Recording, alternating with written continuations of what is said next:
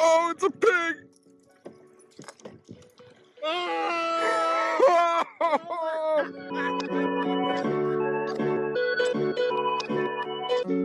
Welcome to the Lake Erie Kayak Anglers Podcast, the podcast designed to make you a better angler. I'm Chuck Earls with Lake Erie Kayak Fishing.com. Today we have Devin Brewer joining us. Devin is an angler, but that's not why he's joining the show today. I met Devin Friday, June 10th, when your jet ski was sinking. So yes, sir. We'll get into that story a little bit, but first, why don't you just tell us a little bit about yourself?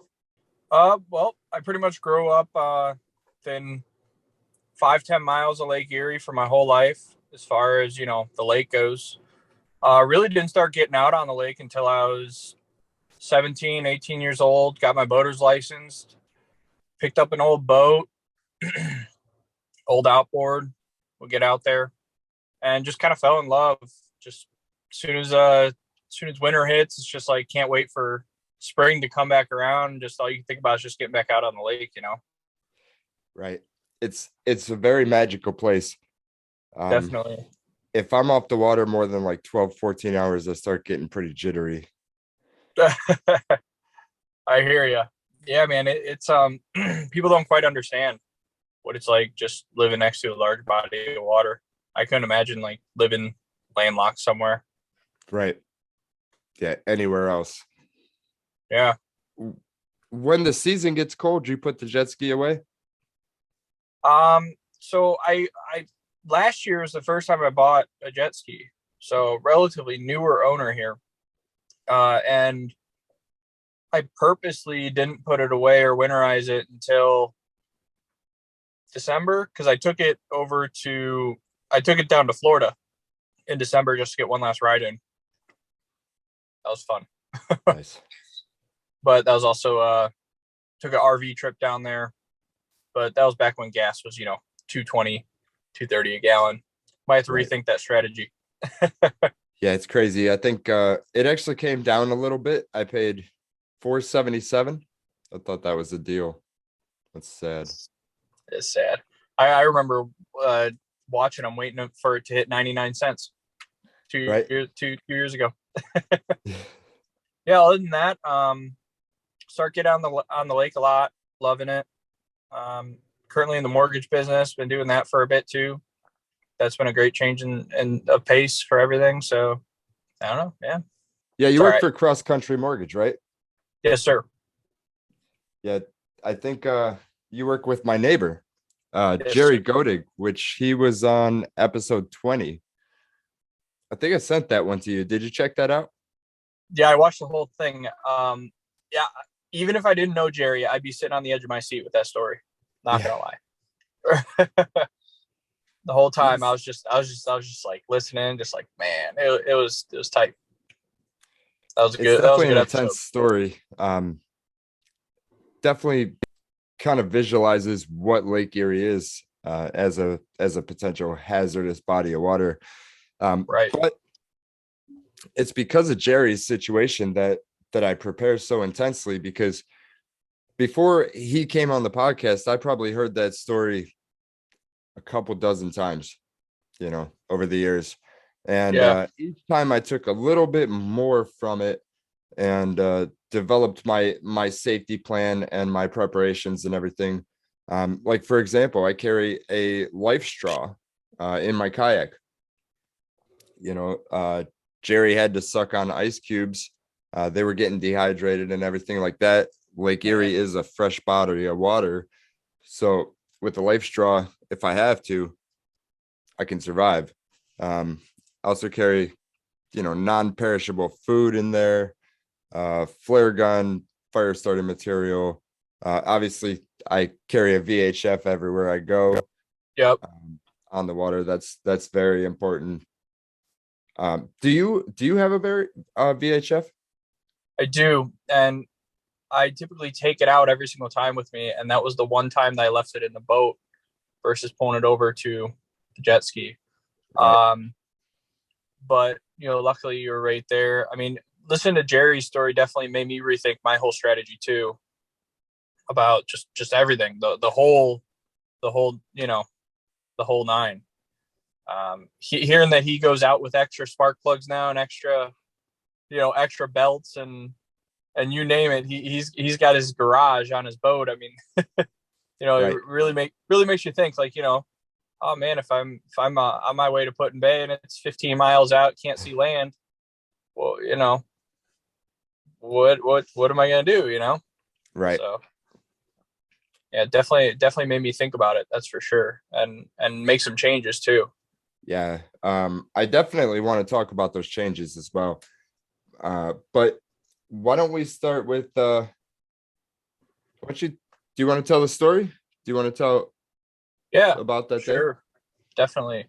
So, like I said, last year I got my first jet ski.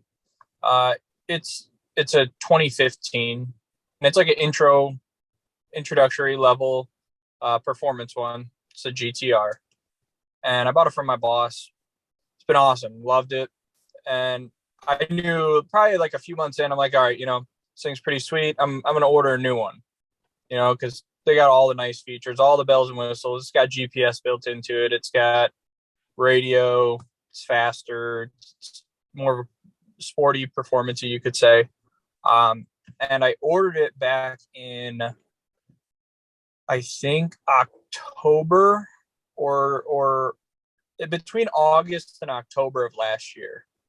And the wait list is just insane because I guess once they close the orders for them, they don't open them back up until the next model year is announced. Right. So like I ordered mine and ended up taking delivery of it in March. It showed up in February, but like it was missing all the electronics because of the chip shortage. So I just had to wait it out. And then I took actual delivery in March. And on the new jet skis, you got to put 5 to 10 hours on them for break-in. First 5 to 10 hours went great, no issues whatsoever. After hour 10, it's when you start getting on it and hammering it more, and no real issues. I got a check engine light, took it back, they cleared it. Some small sensor, nothing crazy.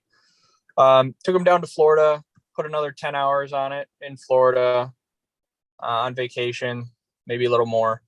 Bring it back, first time going back in the water here, launch it hot waters, get out, maybe get out right past the break wall, start heading east because I think the wind was going towards from west to east, so the waves are just naturally better going east because of the break wall and how everything is lined up. And engine stalled. I'm like, oh man. All right, well, I'll turn back in. So instead of turning around, I was already halfway past the break wall. I was going to take that little, that cut through. Yeah, right that by cut through the there. mile-long pier. Yeah. Got it started back up. Hit the throttle again. Died again. Like maybe 30, 40 feet. I made it, and couldn't get it started back up. So I was like, all right, this isn't good, but all's well. So I was kind of chilled for 3-4 minutes, just waiting for maybe someone to come by. Tried to start it again, wouldn't start. And when things went bad, and I knew what was happening, is when it tossed me off the ski. And Yep. The only time, especially on a big 300 horsepower machine like that, the only time you get tossed from it for no reason is if it's taking on water and and you're no longer, and that center of gravity changes. Yep. And at that point, I was like, oh crap, this isn't good. And so I get off of it, wait another minute or two. Notice it's really not sinking too much. So I just start waving my the fender that you got, that I gotta get from you. I start kind of waving that around, maybe someone will see me, maybe they won't. And my phone's in my pocket, it's waterproof. So I was really on the fence. I'm like, all right, do I call 911? Is this a legitimate, all this stuff is going through my head. Like, is this a legitimate emergency? Do I want to take first responders away from somewhere else? Like last resort for me is always calling 911. I don't Right. want to be, just last thing. You, You're you always don't want to growing waste up. the resource. Exactly.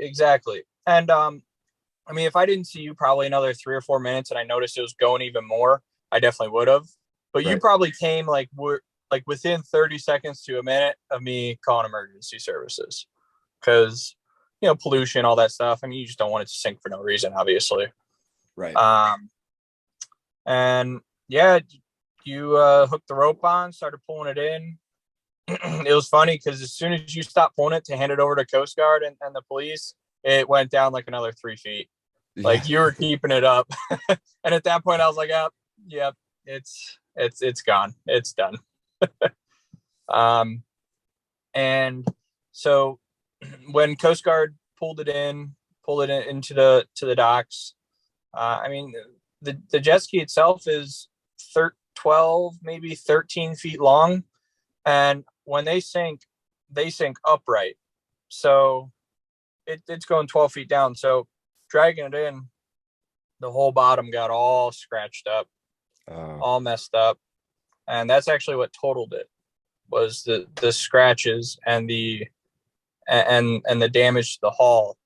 right. Um, The structural cause damage from dragging it, hitting boulders right. Well, not down only there. that, but I may have the wrong terminology here, but I guess those ones are made out of some sort of ceramic versus a fiberglass, and you can repair them. But the moment that they get in UV sun for more than a few hours, the paint repairs look nothing like they should. And I guess I'll fall back up on that in a second.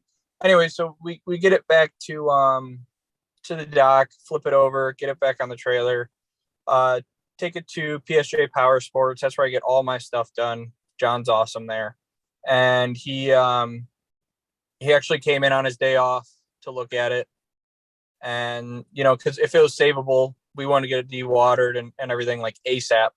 And he took one look at it. He's like, "Yeah, we're gonna put this off. I don't want to dewater this or anything yet. Let's see what warranty wants to do. Let's see what the insurance company wants to do. Let's not jump the gun on anything."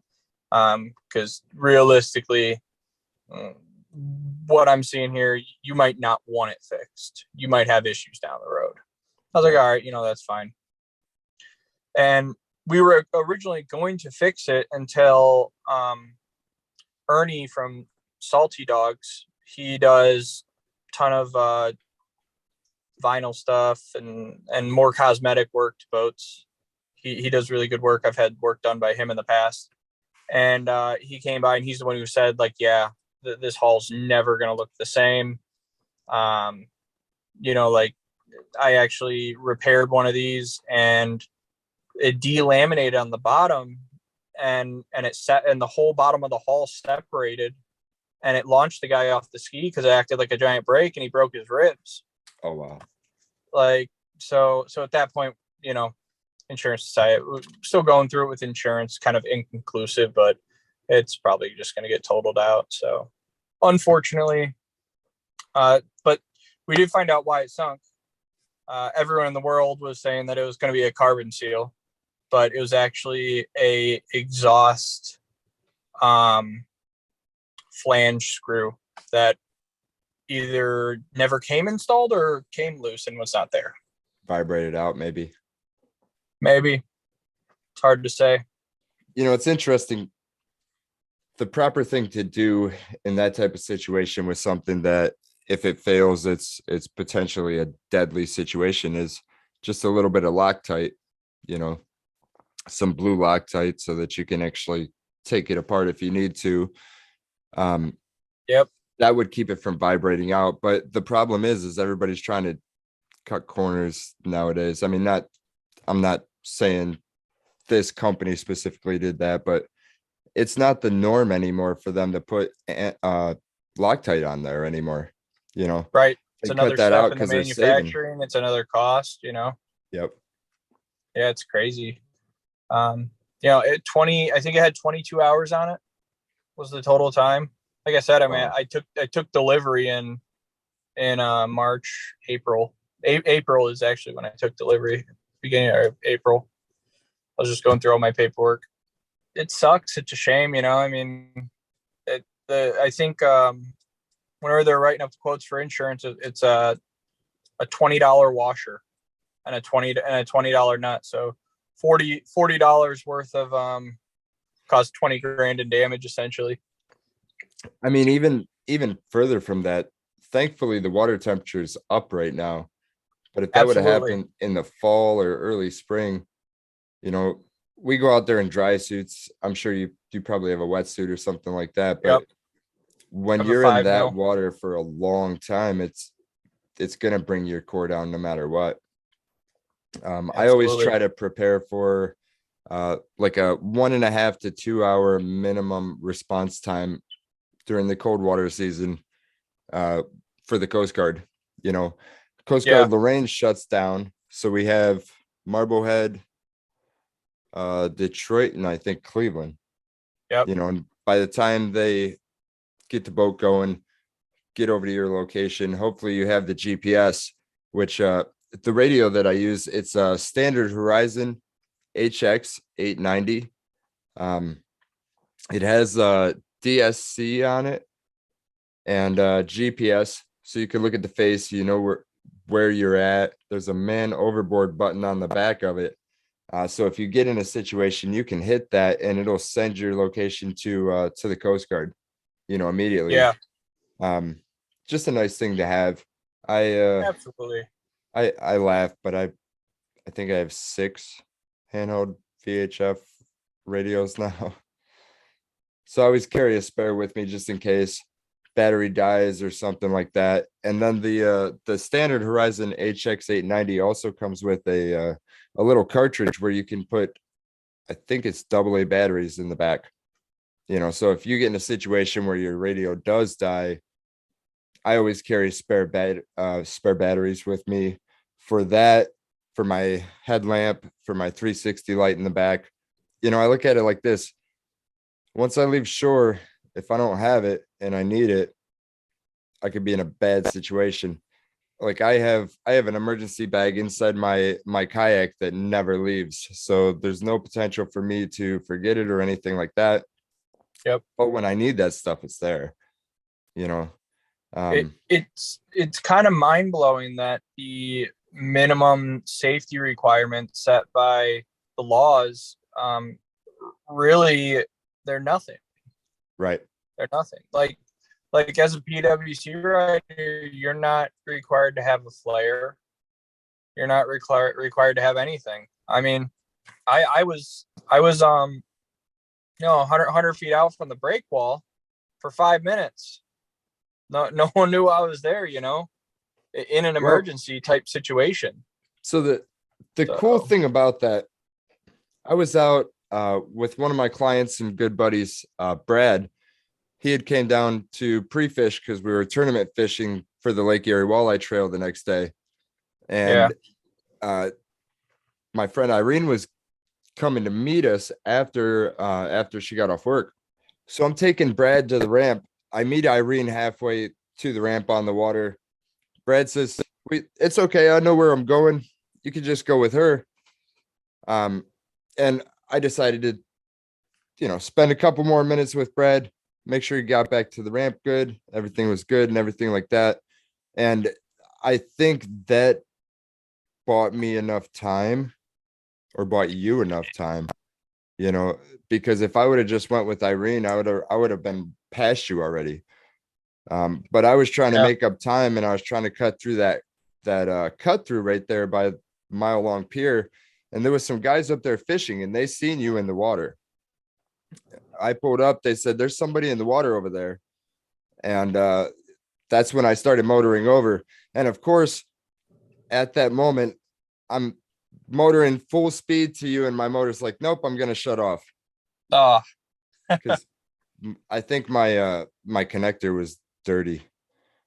You know, on those we use like WD-40 just to keep everything clean. There's a lot of right. electronics, GPS, and if everything's not right, it'll say, hey, you got to check.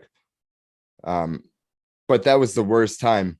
And I remember it died on me, and you're like, hey, can you help me? And Maybe. I'm like, I'm on my way. Motor shut off. Give me 1 Yep. second. Would I have seen you when I came across the wall? You weren't that far down it. I Right. probably would have seen you, but maybe I would have taken my time, talked to somebody on the pier. You never know. And being against those Exactly. walls, especially when the water starts moving, you make one wrong move, bump your head, get pinned between the jet ski. I mean, it is Lake Erie. It's Yeah. Can turn still quick. yeah, for sure. Right. And that's another point that, I kind of learned in that situation was once the bow started coming up on it and it started sinking down, I can't really reach or see any of my emergency stuff in that front hatch. Oh yeah, You know, that's why I grabbed the fender instead of the flag because, you can't, you know, can't really right. see anything up there. Just sticking your arm in, grabbing around for stuff. I almost wonder if maybe it would be beneficial to just just get a small dry bag, just something small for like that kind of stuff, where if Right. you do get in a situation, you could just quickly grab it off, and Yep. be away from the vessel and have what you need. Exactly. Because, like I said, I didn't know it was this emergency situation until it already threw me off. Right.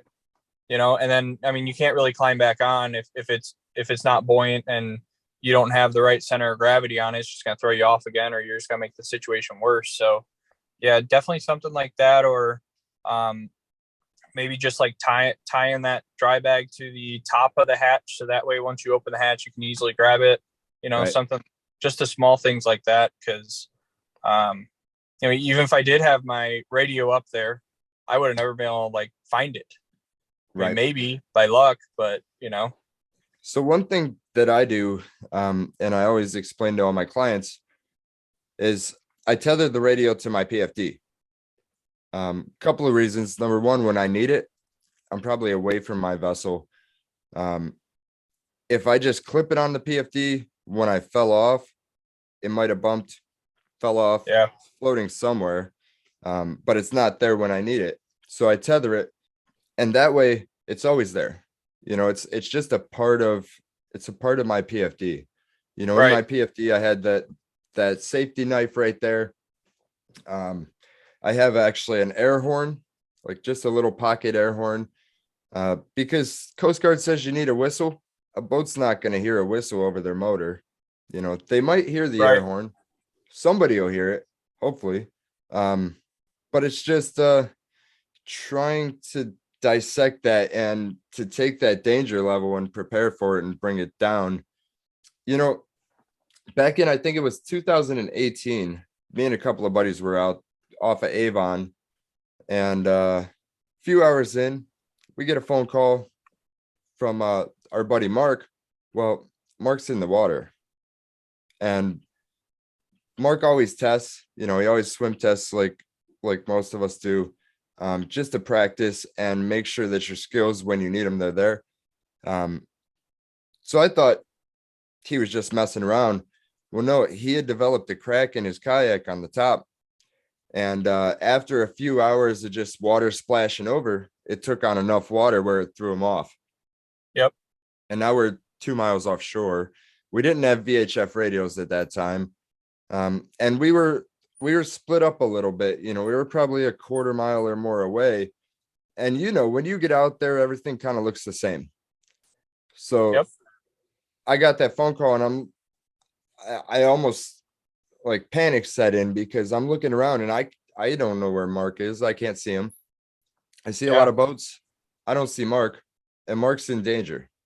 So I pick up the phone, I call up my buddy Jason, and I said, "Hey, Mark's in the water." Well, fortunately, he was, I guess, in between me and Mark, so he actually was able to see Mark, and I seen Jason, and then John was out further. So John basically followed me, and we just kind of followed each other to Mark, hooked up to him, and we had to stop at somebody's private beach and drain it out because it might have sunk.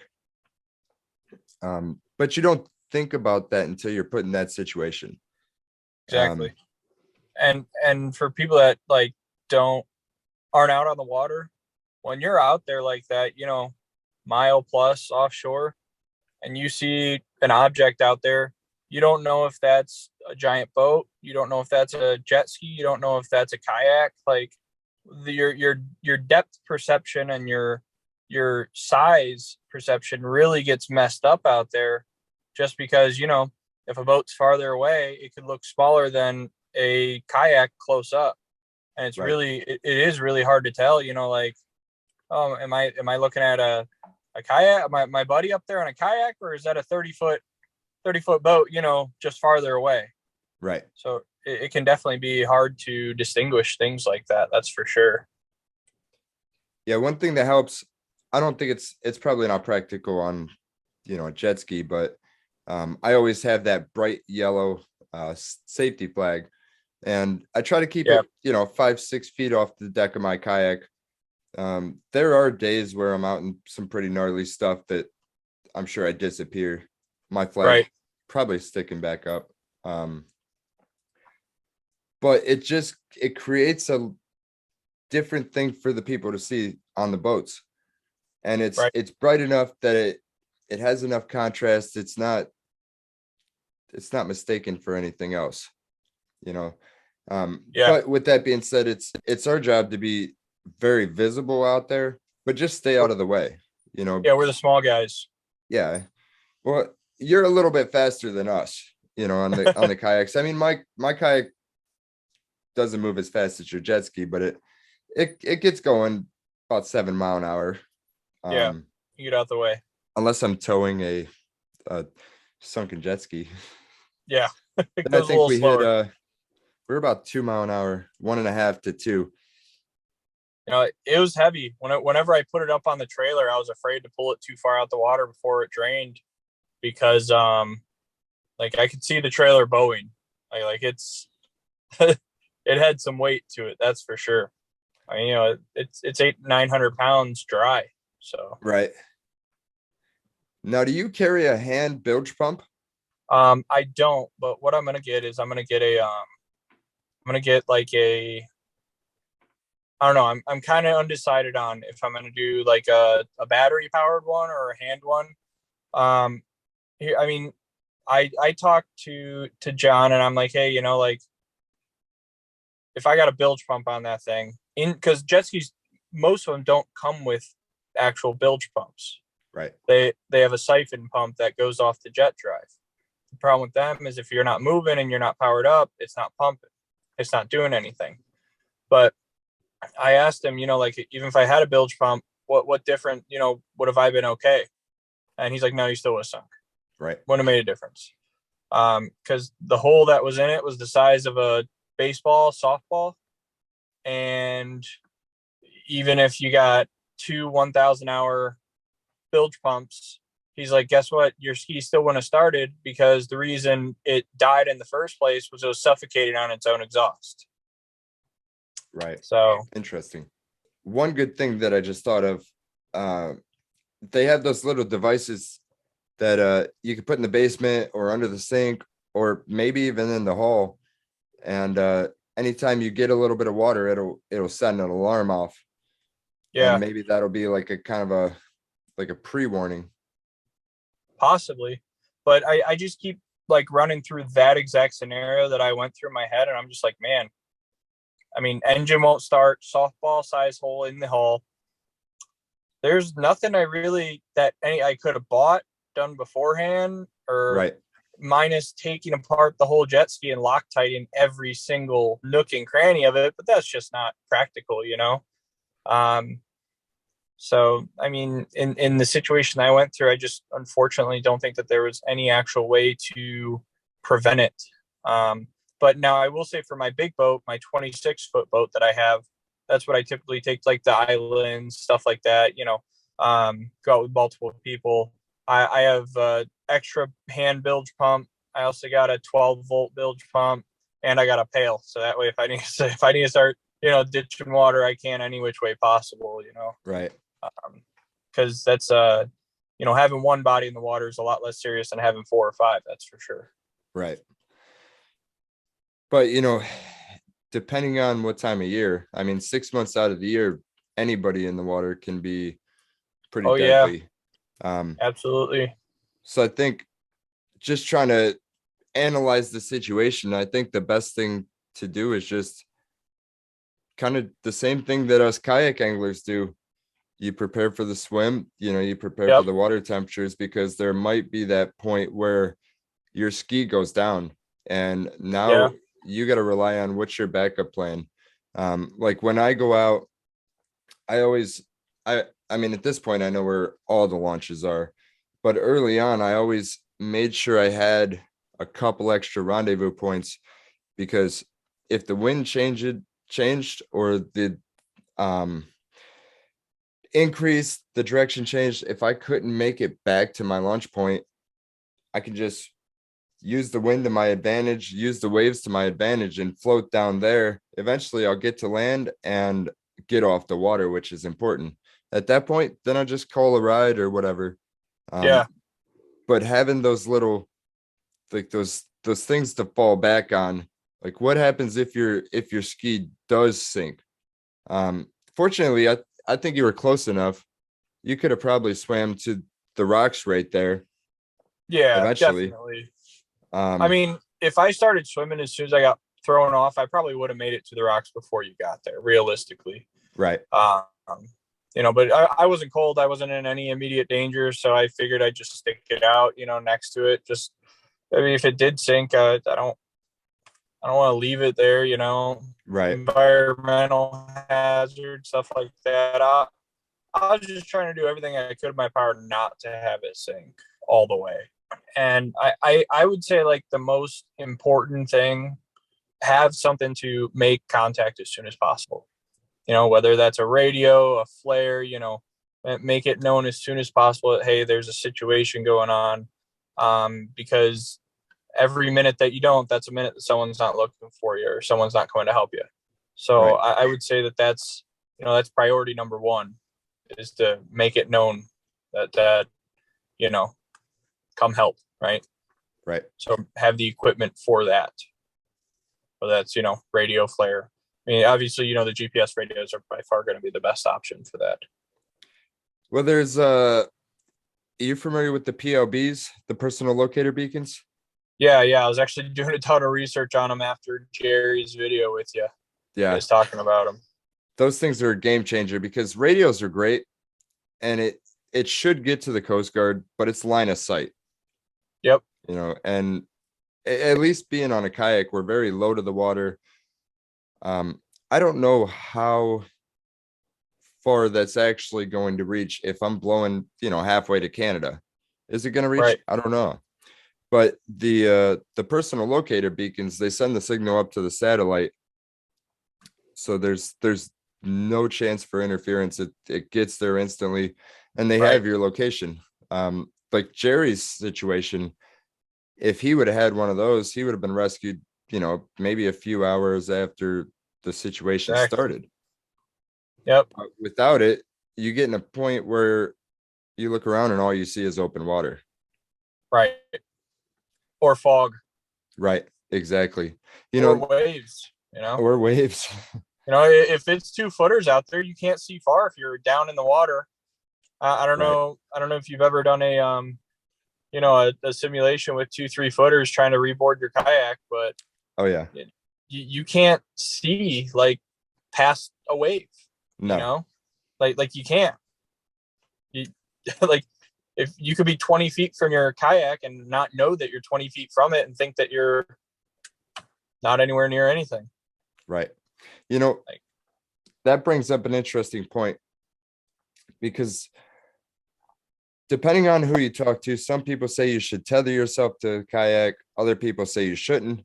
yeah. I'm a firm believer that any kind of tether like that is just something to get tangled in. If you need to get away from your vessel Right. fast, if it's going down, you got to get yourself out of that. With that being said, if you flip over and now you have all these rods dangling around and all these lines, what if you can't get out of the water fast enough? Which I have that NRS co-pilot knife strapped straight to my PFD. It's blunt on the one side and on the point, so you can actually like push it into your skin and get under whatever's like wrapped up and just Yeah. cut it. And it's super sharp. I cut your jet ski free 2 slices, because it was pulling down. I couldn't get it off of the net, so I just Yeah. cut it. That was the first thing I said to you. I'm like, hey man, make sure you can cut this line, because if this thing goes down, it will pull you with it. If you tie it on and you can't get it undone, you're going down with it. So I'm glad Oh that yeah. could have made a bad situation worse. I try to be prepared for everything, but it's situations like this that show you loopholes and stuff like that. Well, like going back to the radio, even if Jerry had one of the handheld radios, which I doubt they had ones with GPS back then, Right. but right there attached to your PFD, you have your GPS coordinates. Yep. That's Another definitely thing on that the I bucket carry. list before any more further trips. Oh yeah. Another thing that's nice. This is kind of overkill. They make little dye packs, and it's just fluorescent green dye. If the vessel does go down, you're like a needle in a haystack, especially in big water. So you take this dye bag, and you open Yeah. it up, and it just makes this big green blob around you. Um, Obviously, you want to wait until you hear the chopper before you Yeah. open it, because I'm sure it dissipates pretty quick, but it gives them a good target to look for. And it's not something that costs a fortune. They're, I don't know, Right. $4 or $5. Um, I know that jet ski PFDs don't really have any pockets or anything like that. I don't know. Did you take a good look at my PFD? Not really first on the priority list at Right. that Yeah, time, so I yeah. didn't. But There's I pockets everywhere and tethers everywhere. yeah, I know. I've seen angler, PFDs and stuff, and how those work. They're cool. They're nice. Yeah. They should have some stuff like that for the jet skis. I know those are kind of designed a little bit different, almost as an impact protection as well, right? Well, I I think, and I could be completely wrong here, but I think the jet ski and like the water sports, those PFDs are more designed for if you get knocked out, that your head's going to be above water facing the right direction, versus other ones where, if you just go limp, you could be face down in the water, Right. because much higher chance of hitting your head doing something like that versus just fishing off a boat or something. Right. Going 40, So, 50 mile an hour across the river or across the lake, and hitting one of those trees. yep. Anything, flying over the handlebars, it's there. You definitely have to know your limits, that's for sure, Right. and the skis limits. So That's why I like my kayak. It goes slow enough where it doesn't mind the waves too bad. yeah, It's not like smashing through like the boats and stuff. It's just kind of slow and steady, right. I dragging hear fish behind. you. Heard you had a successful day today, huh? What, 30? Yeah, it was crazy. Um, I launched early this morning. It was right after sunrise. Uh, and the fishing was okay. A lot of babies to start off. And then I got to this spot a little bit east. Um, Sometimes it holds bigger fish, especially in the summertime, like when the water starts warming up. Yeah, And it actually paid off. I mean, I've been catching 16, 17-inch fish for probably the past few weeks. The babies and the smaller fish are moved in. But I found this pod, and the first one was 25 inches, which it's not a monster, but it's a good eater. It's like 3 15-inch fish, if you look at the yeah, meat proportion. And then I got a 24 and a couple of 18s. Um, you know, nice grade of a limit of fish, and I probably handled 30 or 40. Um, it was just crazy. It was a good day on the water. It wasn't too Nice. choppy, a little bit of walleye chop. It wasn't too hot until like near the end, the last couple Yeah, of hours. that's another thing. I always carry extra sunscreen. Man, you can get baked. Oh yeah. Even with the kayak, your legs are basically just sitting there exposed. So you don't really realize how exposed it is until you only bring sunblock, Right. and then your knees just get roached. That's why I'm always wearing like fishing pants with Yep. the zip off shorts. If I get too hot, I can unzip it, but I have that ability to cover up because it just gets to a point where it lights you up. I've had clients, I always carry sunblock for them.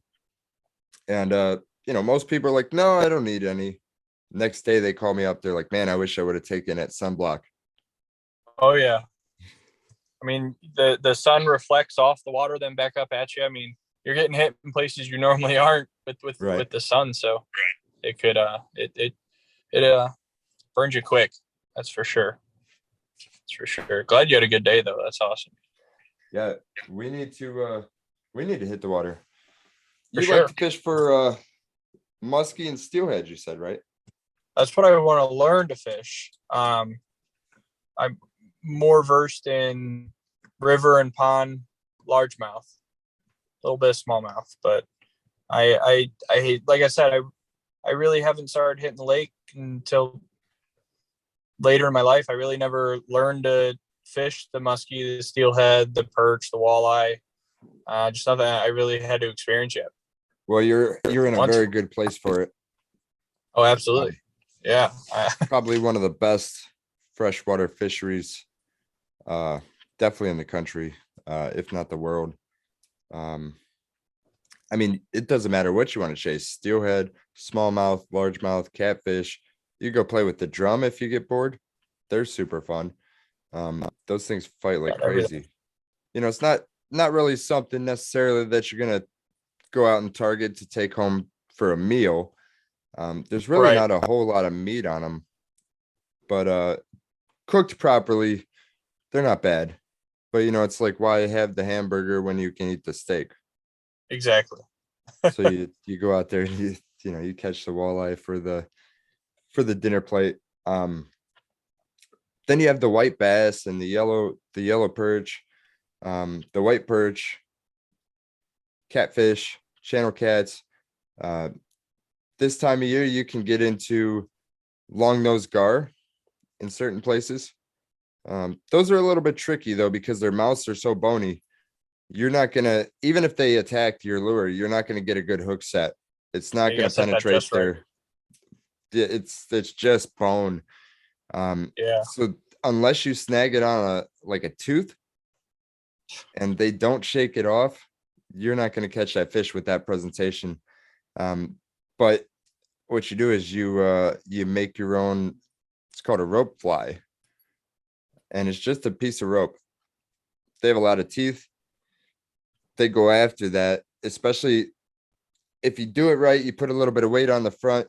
You make it act, kind of like a minnow, so that Yeah. they're gonna chase it. They come down, they hit that rope. Their teeth get snagged in the rope, and then you land the fish. Interesting. Yeah, it's pretty cool. And we even have we have bowfin up in Eastern Basin, Menor Lagoons, areas like that. There are muskie and pike. They're kind of hard to target in the lake though. Uh, Right. I think it More can more be like done. West Branch is more known for them. Isn't that right? West Branch, Leesville. There's a few other really, really nice musky lakes. I was thinking the other day, you probably didn't notice it, but over on at the East 72nd boat ramp, we have a fish cleaning station, and it's like state of the art. It has you stick your scraps in the hole, it grinds it up, takes care of all that for you. And they did that I think last year they put it in. Just to test it, see if it was going to work and everything. And this year, on top of plans to put more in, they Yeah. put a roof over this thing. So now you can clean your fish in the shade. But not only that, you get hot, we have a ventilation fan up there for you too. And I seen that and I'm like, I don't think there's anywhere else in the world that anglers get treated so good. Oh, it's too hot when you're cleaning your fish at the walleye capital of the world. Just turn the fan on, keep Yep. yourself Take cool, care of yourself. comfortable. When did they put that whole system in, you said? Uh, the fish cleaning station, I believe was last year, or You know, yeah, I think it was I 2021. an indirect thing that happened because of that is now hot waters does not smell like rotten fish all the time. Because I don't know if you've ever noticed it during the season, but man, people throw their scraps in that dumpster and it gets nasty. Oh yeah. So I guess they're all going there because it hasn't been too bad this year. Except for last Saturday. Last Saturday it was Down there pretty stinky. We did have a lot of northern blows, so there was a lot of fish laying on the boat ramp. Yeah. But definitely That's some got fish to in be the what it dumpster is too. people cleaning and just throwing the guts right in the dumpster or something because it gets rancid. Well, the plan, the first one was just a test. They're grinding the stuff up, putting it in the sewer system. They wanted to see how everything was going to work, if it was actually going to be sustainable. And they got everything dialed in. So the plan is to, keep dropping them and Awesome. providing them along the lakeshore, which is, it's going to keep the fishery healthy. You're not going to have all that scraps and all the stench. Yeah, People are going to be happier. You don't have to take that for stuff sure. home. And I throw all my walleye scraps in the compost pile. I try to put whatever I don't eat, whatever I don't use, at least it goes back into the earth. But I know a lot of people have to throw their stuff into the landfill. Well, then Yep, that fish is just rotting around the toxic stuff. exactly. It's really not doing anything good. So this it actually gives an opportunity to take that stuff out of the landfill, dispose of it right there. It becomes fish food basically. Yep, It's what they do definitely. in salt water. You just scrape it Toss it right right off, over. right? Yep. Today's podcast brought to you by Lake Erie Kayakfishing.com. Come along with me and experience one of the best freshwater fisheries in the world while chasing monsters kayak fishing Lake Erie. We now return to the show. One thing I did want to just make sure that we covered on, I know we talked about a lot of different things that you thought about from the situation and all of that. Is there anything that we missed that stands out to you as like a very valuable lesson? Something that you're planning on doing different? Well, besides all the safety stuff, just much more awareness on that. Make sure you have good insurance policy, man. Right. Don't want something silly like that being a financial burden. That's a fact. Right. So, And another good thing to add to that, it's funny. I'm not trying to preach kayak safety to you. that's all But good. one thing we do is we leave a float plan. Where you launching, what time you're Yeah. launching, which direction you're heading, when you're going to be back. If you're not back, if your phone rings, well, the fish are biting. I'll be at one more cast. It's going to be like 4 more hours. Yeah. But worst case scenario, if you are in danger, they know where to start looking. Right. Exactly. I would say it's a little bit harder on a jet ski, but definitely not a bad idea.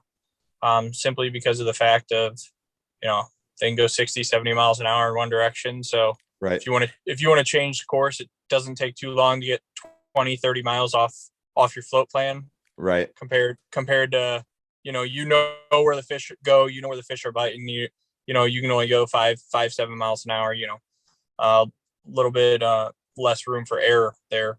But any extra safety precaution that you can do is not going to hurt by any means. I would say the Jeep, if you plan on going out alone on the water in general ever, I would say that the GPS locators are by far your best investment. I mean, for $300 or $400, it's foolproof. The only thing you have to worry about at that point is charging it. I think the personal locator beacons, the battery is good for 5 years, 5 or 6 years. Yeah. So, at that point, you can send it in, they'll put a new battery in for you. At that point, I would say that if you plan on going out on the water alone, that's your sole best investment. The question is, what is your life worth? What is it worth to you? What is it worth to the family? Your friends and family and loved ones. So people say dry suits are too expensive. The personal locator beacons are too expensive. It's under $1,000. You get a dry suit, under layers, get into it for under $1,000 instead of going out there risking your life and saying that you're not going to go in. Or go out there without one of those, and then when you really do need it, just because you wanted to save $400, maybe you don't make it back that day. Exactly. I think sometimes we just don't think about it like that.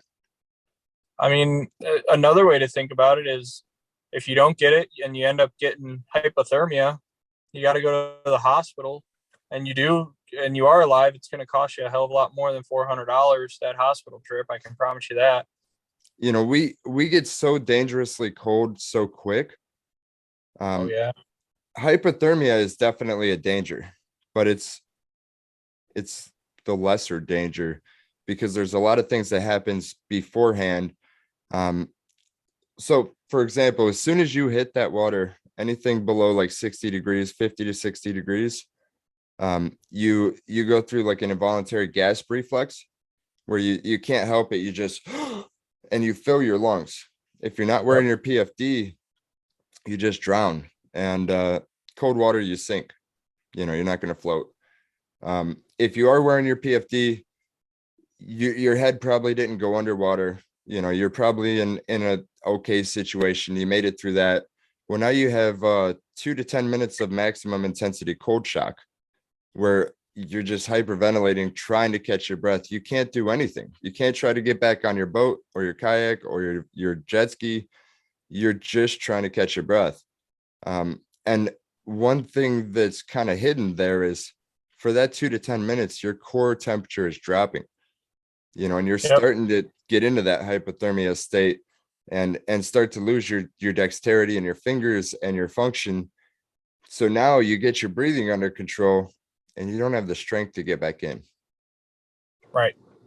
With that being said, a lot of people try to say, they try to follow the 120 rule.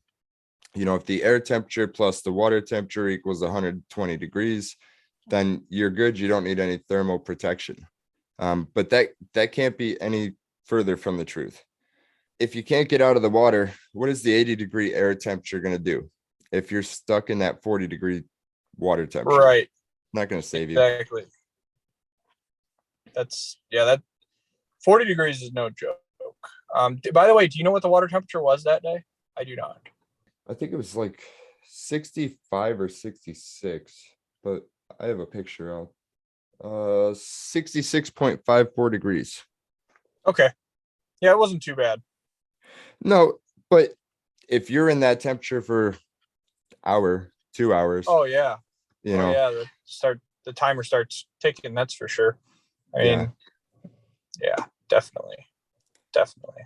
One thing that I do want to do is I just want to give you an opportunity to, give a couple of shout outs to the people that take care of you. I know you had mentioned Ernie over at Salty Dogs. Yep. If you could just send over those links, I'll drop them in the description so that, if anybody needs somebody like that. Yep. The John at PSJ Power Sports. And it was John at, what was the name of the company? PSJ Power Sports. PSJ? Yeah, PSJ. He's probably one of the best jet ski guys Sea-Doo. I think he does Sea-Doo and some older Yamahas, but mostly Sea-Doo stuff. He's awesome by far. And myself, mortgages, all about it. I'll send you over my link too. Yeah, for sure. If you need a mortgage, I'm sure you do refinancing, all that good stuff. Refinance, purchase, everything. Especially right now with inflation, people consolidating debt, huge thing. Yep. I'm sure you're familiar with the inflatable PFDs. Yes, I People have a wear on few. the boats. Did you know that I know of, there's only one company that sends that product to the consumer or to the store fully assembled? So they put the CO2 cartridge in there, they Yep. ship it out, and they say, look, it's ready for you. It's going to save your life. That company is Mustang. Mustang deals with all of our first responders and military members and everything like that. So they take everything pretty serious. I'm hoping there's more than just one company, but I know a lot of them, what they do is they drop the CO2 cartridge in the pocket of the PFD. Mm-hmm. Why do they do that? Well, you as the consumer, you installed the cartridge, you finalized, you completed the installation. So the liability is now on you. If that product does not work, it's on you. It's not on the company. I'm pretty sure Cabela's brands also have it pre-installed. Yeah. Cabela's a Bass Pro Shop because that's the brand that I own, and it's pre-installed the cartridge. Nice. I know. I believe. I don't think they used to. I mean, this was probably pretty early on. Buddy of mine he was duck hunting early October. The water temperature was, just under 60 degrees, probably like 57. And he was out there on his kayak, not with the right gear. And he ended up going in the water. Well, it was just a manual, so you had to pull it to inflate it. He thought he could swim the shore. He got about 30 yards from the kayak, realized he wasn't going to make it to shore. So he started yanking on the thing, and it wouldn't inflate. Well, it was his dad's, and the cartridge never got installed. I don't remember what brand. I thought it was Bass Pro or one of those. Well, remember, I'm pretty sure Bass Pro and Cabela's were different companies at one point in time. I think they back just then, yep. They just recently, within the past few years, combined. Yeah, I'm pretty sure that they're pre-installed. But it also could have been another thing where I just installed it without even thinking about it too. Right. So not 100% on those. I don't know. For me personally, I look at it like this. You're taking something like a regular standard conventional PFD is going to work no matter what. Yep. If you get a hook in it, you stab it, you snag it on something, it looks like crap, but it's going to float you. Those inflatables, you're taking something that is a life-saving device, and you're like, well, maybe I don't need it that much, because you're adding that failure factor. And I mean, I guess it really depends on what your comfort level is and what you value your life at. I would say that the inflatables are better than nothing. Absolutely. If you're not going to wear anything, an inflatable is way better than that. Yeah. So like what I normally do whenever I go fishing is I wear the inflatable, and then I have a real one there as well. Right. But just for comfort, stuff like that personally. The inflatables to me would be fine if, I fall in or I really need to use it. Always grab the other one in like a kayak or something like that. Obviously, if it's a boat and you leave it in there, that's not going to work. But better than nothing. Anything is better than nothing for sure. Wearing nothing and maybe having the PFD within reach, that puts you in kind of a sketchy situation. Oh yeah. I don't think most people think about it. One day I tried it. Walking the boat ramp without your PFD, just throw it out there, walk out to it while you're trying to swim, hold yourself above the water and try to put it on. Oh, it's not easy. It's It's difficult. it's It's like it's very almost impossible. I think a lot of people too, they don't openly swim in Lake Erie, but they openly swim in Florida or North Carolina or anywhere there's salt water. But I don't know the exact percentage, but it's definitely between like 15 and 25% more buoyant you are in salt water. Right. And that little bit, that makes a huge difference. That takes a 200-pound person and makes it feel like they're, 160 or 170 pounds. That's 30 extra pounds that's dropped off you in salt water versus fresh, or whatever the exact numbers are. But that it's almost, it'd be the same as strapping 30-pound weights to your ankles and going to try and swim in salt water. That's what it's like swimming in fresh, and people don't realize that. It's a huge difference. And people that live around here, a lot of them they don't go that deep in fresh in Lake Erie to realize that, compared to like the beaches down south or salt water. So That's interesting. I did not know that. really, if you Yeah. got your computer there, look up how much more buoyant you are in salt water, what the percentage is. 1.6 pounds more buoyancy in salt water than in fresh. That means if an object with a volume of 1 cubic foot weighs 63 pounds, it will float in salt water and sink in fresh water. Yeah. So I don't know what the mass of the human body is versus that and what the actual weight difference is, but there's a noticeable difference. I'm gonna drop that link in the description as well for anybody that wants to check that out. That's interesting. I haven't really spent a whole lot of time in saltwater. I've only been to Florida once. I fished Matlacha right there for speckled trout and mangrove snapper and snook. And then I fished Chesapeake Bay for striper, for the ocean run striper, but that's the extent of my saltwater. Yeah. After the fall brawl is going to end the end of November, and then I really don't have anything until probably February. Am I going to have people come out in the winter? Some people are as crazy as I am. Not everybody has dry suits though. And I'm Right. trying to figure out the equation. What sizes do you buy? How do you know who's going to come out, right? And Right. it's a big investment too. So what do you buy? Definitely. You buy 5 suits, Well, and then with dry suits, you got to worry about people getting hooks stuck in them and stuff like that. They're not as foolproof as the wet right. suits. As a matter of fact, my third trip out in my dry suit, fortunately, it was on the way back in.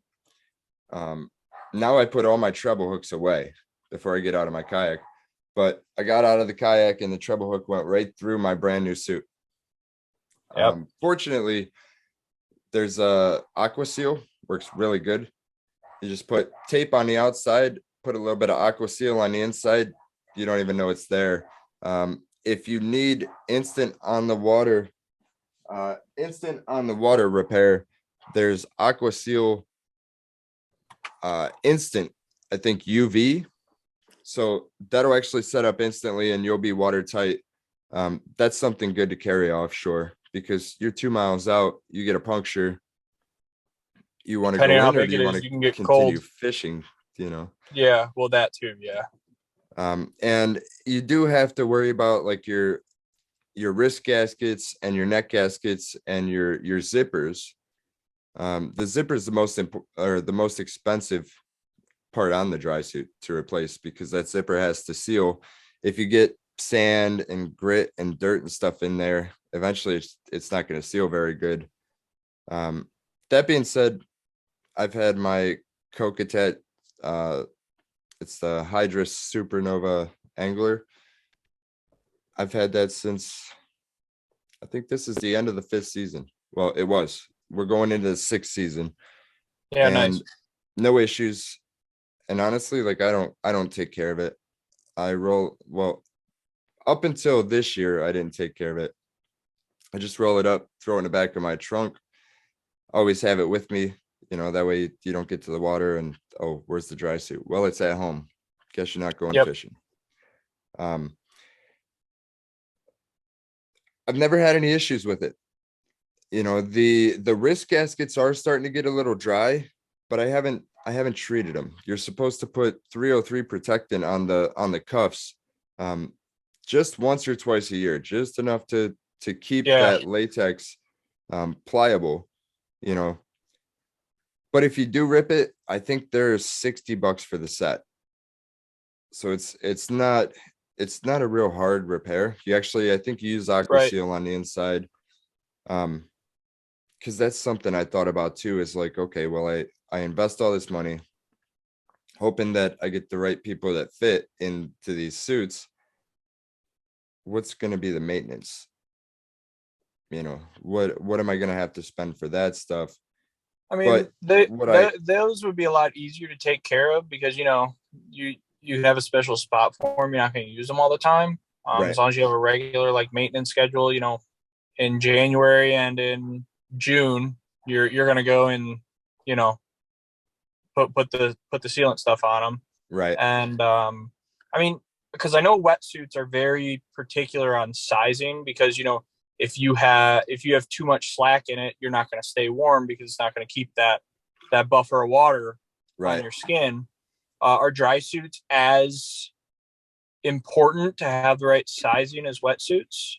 Well, with the dry suit, it's going to keep you dry. It's not Yeah, going to keep you warm.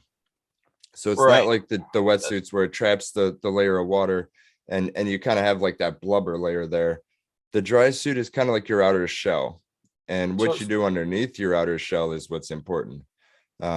So you so I layer guess you it, could probably just get a few universal sizes. No, probably make them work. maybe. Um, that's kind of the direction I was thinking. Maybe get a size bigger. Yeah, If they have a little extra room, at the end of the day, it's not going to matter. They could burp. We right. can burp the suit, so they're not going to have that issue. Plus, they'll have the PFD on as well. It might Oh, just They might be swimming in it a little bit, but with the right underlayers, they're going to stay warm, and the dry suit's going to keep them dry. right. And hopefully they don't have to. Well, they do have relief zippers in the front, so it's not like a wetsuit where you got to pee in the suit. Now, with that being said, everybody leaves the relief zipper open until they go in and test and realize they left it open. And then it's the first thing you check every time. Yep. Oh, I'm sure. It's a great surprise. Yeah. But I think it's a valuable offering to the community because a lot of people, they're curious. Do I want to mess with cold water? Do I want to invest all this money into all this gear? Right. Well, if I have it as an offering with the right gear, they could come out, learn how to do it right, do it correctly and safely, and see if it's for them, without Absolutely. I mean, investing all that money.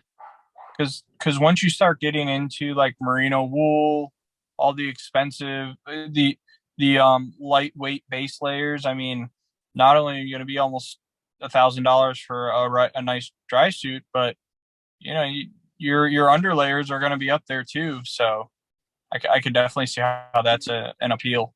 I mean, There's a little not bit of a hack for underlayers, mainly because they're under the dry suit. Who cares what they look like, if they're stained, if they have a little bit of a rip or something like that. Every once in a while, I'll go to like a thrift store or Goodwill, something like that, and you walk down and you look for the merino wool sweaters, yep. or the polyester pants, just that kind of material, because it might be a little bulky than what you need, but if you don't have $800 to spend on extra underlayers, this will get you by. Exactly. Spend the money on the dry suit, the underlayers. Who cares if this $80 sweater has a little hole in it? It's still Right. going to keep you warm. And anything merino wool is amazing. Oh but you yeah. layer it. You start with your base layer, which is just like a thermal layer, and then you go with the mid layers, which is your merino wools and your polyesters, just a little bit thicker, a little bit more insulation, and then the outer layer is the dry suit. Yep. And there's a couple different kinds of dry suits. There's a bunch of different companies, but you have what's called a semi-dry suit, and you have a regular dry suit. The difference is your latex neck. On a full dry suit, it has a latex neck.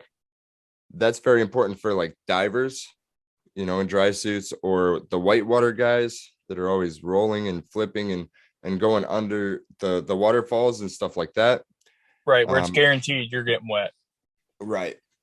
You don't want anything pushing down on the neoprene on like the semi-dry suit. What I have basically just has a neoprene neck gasket that cinches down. If you go completely under the water, you might get a dribble or two back there. You have the right underlayers. They're still going to keep you warm, even with a little bit of sweat, a little bit of water. So it's not a problem. And you probably haven't seen any of my swim videos, have you? I dabbled around a few of them actually. Oh, did you? Yeah. I saw you dunk out in some 40-degree water. Did you see the one where it was all frozen? No, I didn't. I'll have to check No. that one out. So this was December 26th. I remember because nobody would come testing on Christmas Day. I didn't have my daughter, so I'm like, let's go dry suit testing. They're like, let's go tomorrow.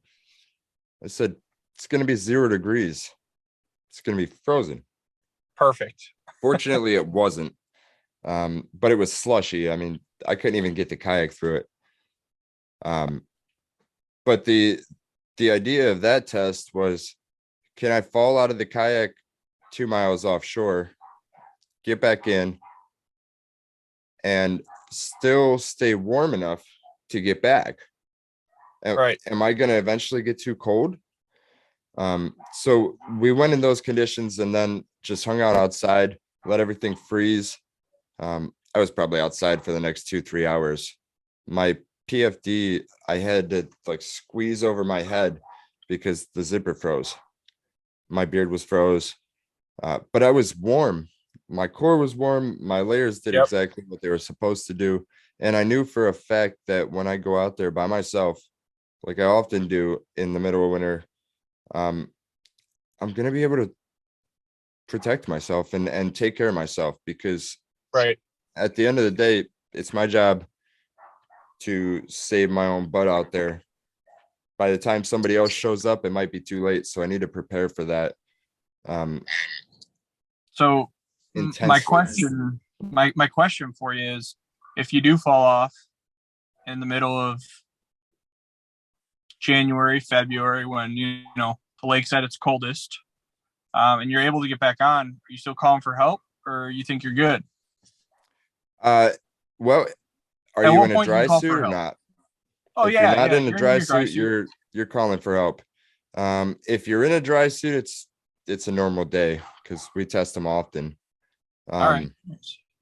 That's just, it's something that you should do at least once. You need to know how your body's going to react to that temperature. For example, on that day where everything was frozen over and the air temperature with the wind chill was 0 degrees, or it was like one situation that I never dealt with in any of my testing previously, happened in this instance. And it was because of that low air temperature. So when you put your head underwater and you're not protected with like a neoprene barklava or something, or barklava, we'll call it a barklava. Okay. And what happens is, as soon as you hit that water, your brain's like, whoa, reset. I mean, that's your central nervous system. And you just put it in 30-degree water and you popped out, and now you're in air temperature with a wind chill of 1. It took me a second. I mean, I've been in that situation. Than the water. Yeah. And instant brain freeze. You kind of lost your focus. And it's funny, I didn't really fully understand the lesson until I did a podcast episode for ladies, for cold water safety. I had a lot of lady anglers that were looking for some knowledge that was kind of lady specific. So I put together this round table just of a bunch of different ladies in different aspects of the sport. And my one buddy is Moulton Avery. He's the founder and director of the National Center for Cold Water Safety. Mm-hmm. So I brought his wife on. I mean, it's only right, you know. She's obviously well versed in all that stuff, being married to Moulton. And she was telling me about a story where every time they go out, they flip over. They roll. They're in sea kayaks, so they go out there and they roll. They test their gear, but they do that before they venture out. Well, this day she gets out there and she's rolling, or she goes to roll, and as soon as her head hit the water, she let go of her kayak, because you got to hold yourself in when you go upside down. She let go of the kayak and she came out. And Moulton's like, "What happened?" She's like, "I don't know." Well, when she told that story, the light bulb went off, because I know what I went through, but I didn't fully understand it until she told her story. And you know what happened? As soon as her head hit that water, the brain went into reset. It's not thinking about staying in that kayak. It's just in shock from that temperature. Right. So I mean, dry suits are great. Headgear, I don't know. The best way is to get some gear, get out there and test it. Everybody's body's different. Yep. You're going to need different underlayers. You're going to need different underlayers depending on what the air temperature is, and the water temperature. You don't want to overdress and then overheat yourself, putting yourself in that type of dangerous situation. And the other thing is preparing for the extreme air temperature. The water temperature is not going to get any colder than 32 degrees, or you're walking on top of it. But the air temperature, you can get pretty dangerous if you're out there on, when the water is not frozen, but the air is 10 degrees. I mean, wind chill alone can, swing at another 20 plus degrees. Yep. Easily, especially out on the lake with no obstacles. That was one thing that was going through my head, because I had swam a couple of days earlier. It was remember, we had that heat wave. It was so hot. First thing I did was swim. So I knew the water temperature wasn't gonna immediately like kill you, but I knew you were kind of in danger a little bit as far as the water temperature for hours. 65, right. 66 degrees. I don't know what the real number is, but I'm sure after an hour or two, that's going to drop your temperature. I don't know, 10 degrees. That might be enough to.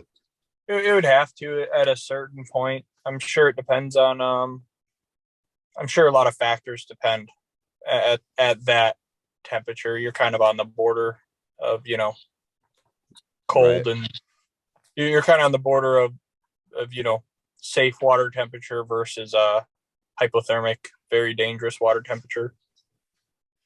Right. Yeah, anything under 60 degrees is definitely very, very dangerous. Yeah. But even this, I mean, you think about it, it was starting to get dark. Once the sun goes down on Lake Erie, it gets pretty cold, especially the wind kicks up and you're wet. Oh yeah, it'll be it could be 75, 80 degrees on mainland, and then 50 on the lake at night. There's nothing there. I'm gonna do some research and find out about that. How long can you survive in 65 degree water? Look up, find out the exact buoyancy difference too on salt versus fresh for how much you weigh and how big you are. Yeah, I'm gonna put that. I'm gonna post that in the links, or post the link in the description as well. I thought it was cool. I thought it was cool how we met. Don't meet too many people like that. No. And I remember when I told you to jump on the front of my kayak. And I was like, you sure? I don't know. I mean, I don't know about that. they will handle the weight, but in that type of situation, trying to tow, it probably wouldn't have been good, especially because it was pushing the bow down in. Yeah. Which Now, if the water was like 40 or 50 degrees, then that'd be the move. You know? well, what I was gonna do when you had to get off the bow of the kayak, I was thinking, well, where can you go? You know, Yeah. if you need to get out of the water. Well, the back compartment's pretty big. But I do have a bunch of fishing poles with a bunch of treble hooks and stuff. So I was thinking, where am I going to put those? Well, I went back to my lure wraps. You know, I used to always keep lure wraps on them. And in that situation, that would have been a game changer because you could have got on the bow or on the stern right there in the tank well, and the boat would have handled it. And I wouldn't have had to worry about you getting a treble hook. Right. But that's the downside of these fishing kayaks on Lake Erie. I guess if there is a downside, is we have to carry so much stuff to target the walleye and just be consistent. Where do you put somebody in that situation? I don't know. That's one of the biggest things that I took away from the situation is, what if this was winter? How would I have gotten you out of the water? You know, and that's something that I'm still trying to figure out. I couldn't imagine. You know, you definitely have a Titanic moment there.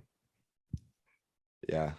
Well, another thing that I carry, which is pretty cheap and compact, is one of those space blankets. You know, it's kind of like aluminum foil, real thin, but it reflects the body heat in. So worst case scenario, if you need to strip them down, put that on. During the cold months, I always carry an extra dry bag with all kinds of different clothes, you know, Right. sweatshirts, pants, socks, hat, gloves, just something like if I come across somebody not prepared in that situation. Not to mention, though, I mean, if that was in middle of winter and if it was life or death of getting someone on the bed, you'd Well, start yeah, throwing gear. You right. start, you know, you start ditching gear, and you know it is what it For is. sure, for sure. And then you got the room to do it too. So Right. Yeah, that wouldn't even be a thought at that point. right. But yeah, I think that pretty much covers it for me. Awesome. Devin, it was great talking to you. Cool. Awesome, man. Thanks for your time, brother. For sure, Chuck. We'll be in touch. All right. Talk to you later. Yep. Bye. Hey, guys. Thanks for listening to the show. Don't forget to leave us a review and subscribe to our podcast on your favorite podcast listening app. We will see you on the next episode. And remember, for me, fishing is life.